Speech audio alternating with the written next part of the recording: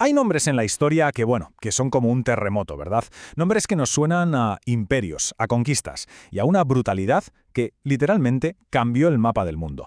Pues hoy vamos a meternos de lleno en la historia de uno de los más potentes, Gengis Khan. Y para que nos hagamos una idea de su escala, vamos a empezar con un dato de hoy en día que es de verdad alucinante. Ojo a esto. Las últimas investigaciones de ADN dicen que una de cada 200 personas que caminan hoy por el planeta es descendiente directo de Gengis Khan. Una auténtica locura. No hay nada ni remotamente parecido en toda la historia. Claro que su legado también está teñido de rojo, de muchísima sangre. Se calcula que sus conquistas causaron la muerte de unos 40 millones de personas. A ver, para que lo pongamos en perspectiva, eso era el 11% de la población mundial de la época. Un impacto demográfico, vamos, catastrófico. Y aquí viene la gran pregunta. ¿Cómo es posible? ¿Cómo un solo hombre pudo conseguir algo tan gigantesco y a la vez tan terrible? Pues para encontrar la respuesta, tenemos que viajar a las estepas heladas de Mongolia y conocer al niño que lo empezó absolutamente todo. Su historia no arranca en un palacio, ni mucho menos. Empieza en uno de los lugares más duros e implacables que podamos imaginar. Un mundo donde sobrevivir era la única meta de cada día, y la crueldad una de las primeras lecciones. Su infancia, de hecho, fue una cadena de golpes brutales. Nació allá por 1162 y cuenta la leyenda que lo hizo con un coágulo de sangre en el puño, algo que se vio como un presagio de su destino. Pero ese destino casi se tuerce. Con solo 10 años, su padre fue envenenado. Y lo peor es que su propia tribu los abandonó a él y a su familia. Vamos, los condenaron a morir. En esa situación límite tuvo que matar a su propio hermanastro por una simple disputa de comida. Cada golpe lo hacía más duro, más implacable, más pragmático. Pero quizás la lección más importante de su vida le llegó de la peor manera, cuando secuestraron a su esposa, Borte. A ver, lo fácil habría sido lanzarse a lo loco, un ataque suicida, ¿no? Pero no. El joven Temujin, que era como se llamaba entonces, hizo algo que lo definió para siempre. Entendió algo clave. Huyó, sí, pero para buscar aliados, para trazar un plan. Y solo cuando lo tuvo todo atado, volvió. Y los aniquiló. En ese momento no solo rescató a su esposa, acababa de nacer el estratega. Y a partir de ahí, todo se aceleró. El niño marginado se convirtió en un líder carismático, un imán para otros guerreros. Su ascenso iba a ser tan rápido, tan brutal, que estaba a punto de hacer temblar los cimientos de toda Asia. El momento clave, el punto de no retorno, es el año 1206. Después de años y años de guerras y pactos, Temujin consigue lo imposible: unir a todas las tribus mongolas, que siempre estaban a la greña. En una asamblea masiva, un Kurultai, le dan el título de Gengis Khan, que viene a significar gobernante universal. El imperio mongol acababa de nacer.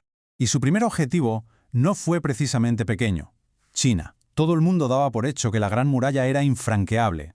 Pero Gengis Khan, en lugar de estrellarse contra ella, demostró su genio. Simplemente la rodeó por el norte.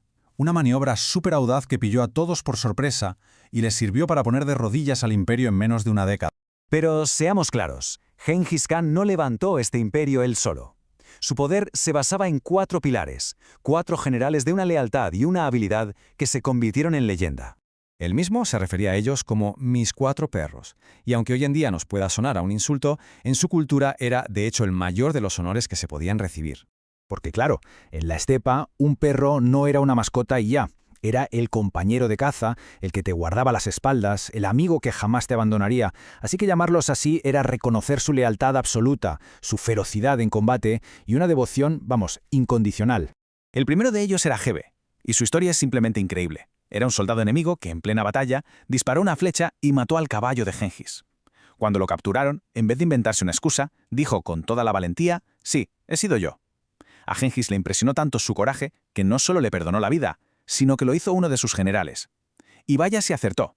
Gebe se convirtió en un genio militar. Luego tenemos a Chelme, que era la lealtad hecha persona. Era su amigo de la infancia, estuvo con él cuando no era nadie. Fue su espía, su guardaespaldas, le salvó la vida varias veces. Su lealtad era tan bestia que Gengis Khan le dio un privilegio único: el derecho a ser perdonado hasta por 9 delitos que merecieran la pena de muerte. Casi nada. El tercero, Kublai, era el cerebro del equipo. No era solo un guerrero formidable, sino también un administrador brillante. Era el estratega en quien Gengis Khan confiaba para las decisiones más importantes del imperio. Y su historial en batalla era sencillamente perfecto. No perdió ni una. Y por último, Subotai. Si Gengis Khan era el director de orquesta, Subotai era su mejor instrumento, posiblemente el general más grande de todos los tiempos. Conquistó 32 naciones, dirigió 65 campañas militares y, al igual que Kublai, jamás fue derrotado. Fue él quien llevó a los ejércitos mongoles hasta las mismísimas puertas de Europa, llegando a las fronteras de lo que hoy es Italia. Un auténtico dios de la guerra. Con estos 4 comandantes a su servicio, Gengis Khan desató una fuerza que nadie podía parar. El mundo estaba a punto de aprender por las malas lo que significaba la ira de los mongoles. Y lo que desató la mayor campaña de destrucción fue, en realidad, un acto de pura arrogancia. Gengis Khan envió una misión diplomática al riquísimo imperio Corasmio. El Shah de allí, en un gesto de desprecio total, ordenó ejecutar a los enviados mongoles. Acababa de cometer el mayor error de su vida. La respuesta de Gengis no iba a ser una guerra, iba a ser un exterminio. La escala de la venganza fue total. Por ejemplo, en la ciudad de Nishapur, donde habían matado a su yerno, la orden fue clara: que no quede nada con vida. Aniquilaron a toda la población, a todos los animales, hasta a los gatos y a los perros, y después amontonaron las calaveras en pirámides gigantescas, como un mensaje aterrador para el resto del mundo. Al final, lo que nos queda es un legado lleno de contradicciones. Por un lado, creó el imperio terrestre más grande de la historia, unió a su gente, estableció leyes, pero por otro, dejó un rastro de terror y una cifra de muertos que, aún hoy, cuesta asimilar. Fue un constructor de naciones y un destructor de mundos. Las dos cosas a la vez. Y eso nos lleva a la pregunta final. ¿Quién fue Gengis Khan en realidad? ¿Un simple hombre, un conquistador con una ambición sin límites, o fue algo más?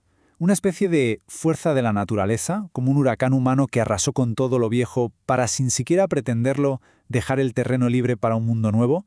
La respuesta seguramente sigue enterrada con él, en su tumba sin nombre, en algún lugar perdido de la inmensa estepa mongola.